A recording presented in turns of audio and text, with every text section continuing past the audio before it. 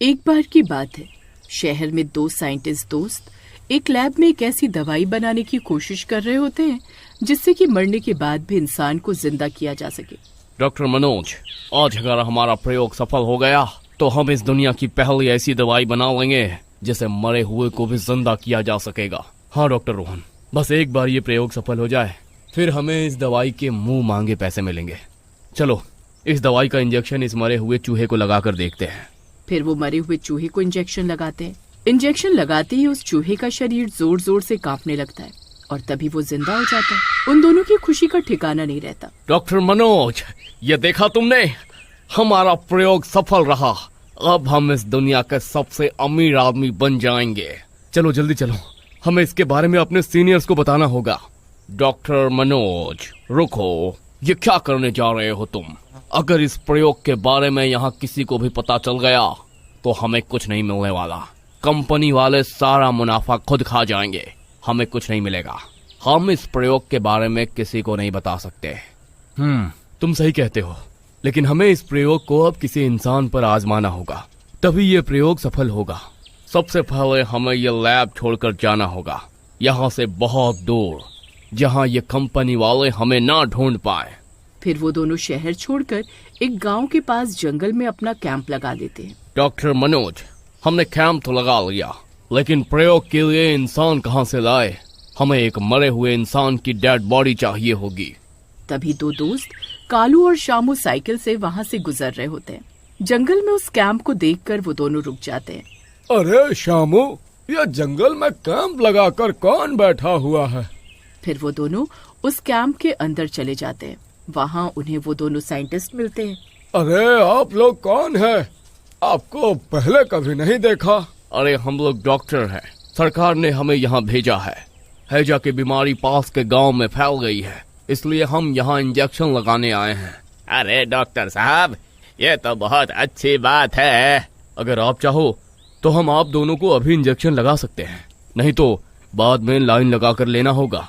अरे नहीं नहीं डॉक्टर साहब, आप अभी ही लगा लीजिए, आपकी बहुत मेहरबानी होगी। फिर वो डॉक्टर उन दोनों को बेड पर लिटा देते हैं। अरे डॉक्टर रोशन, ये इंजेक्शन तो मरे हुए को जिंदा करने के लिए है, ये तो जिंदा है, अब क्या करें? अरे तो क्या हुआ, पहले इन्हें मारने का इंजेक्शन दे देते हैं, उसके बाद जिंदा करने का इंजेक्शन दे देंगे। इन्हें क्या पता चलने वाला है। फिर वो डॉक्टर उन्हें मारने के लिए जहर का इंजेक्शन दे देते हैं और कुछ ही देर में कालू और शामू मर जाते हैं। कालू और शामू की आत्मा उनके शरीर से बाहर निकल आती है। अरे मर गए रे।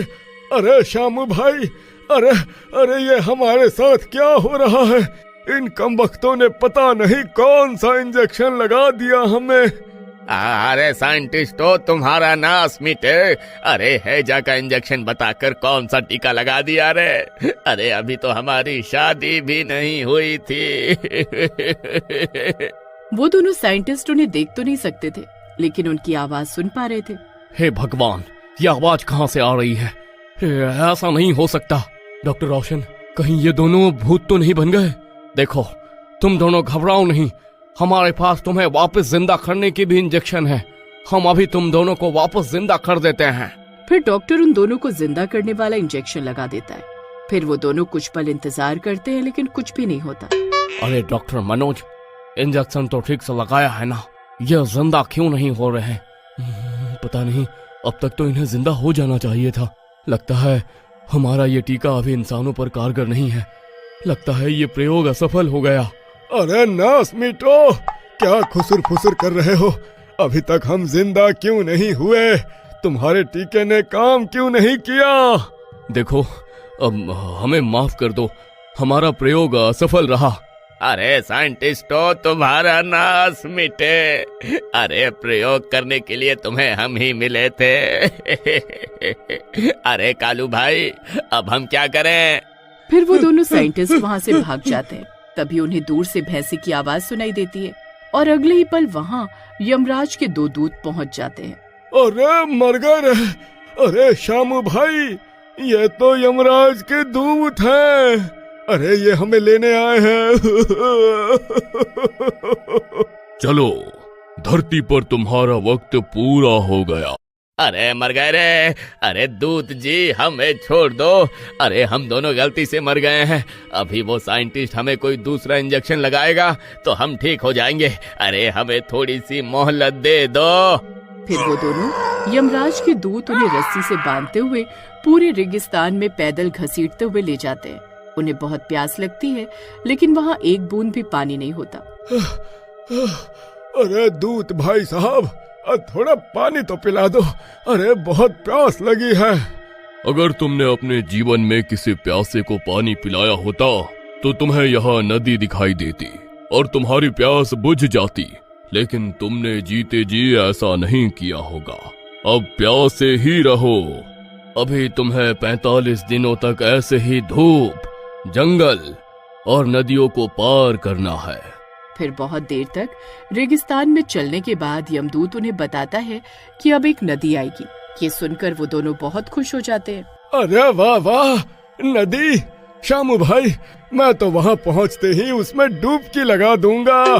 फिर थोड़ा पास पहुँचने के बाद उन्हें पता चलता है कि वो कोई आम नदी नहीं है। वो नदी खून और मगरमच्छों से भरी होती है।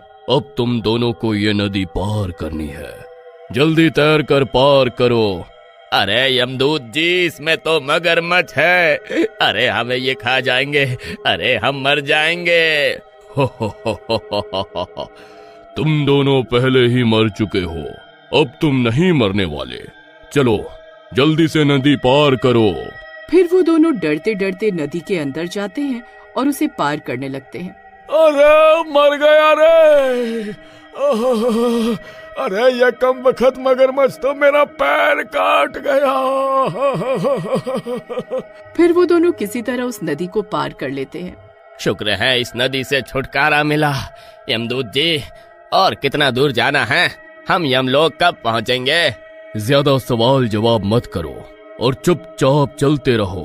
नदी पार करने के बाद कालू चामू को घने अंधेरे जंगल से गुजरना पड़ता है।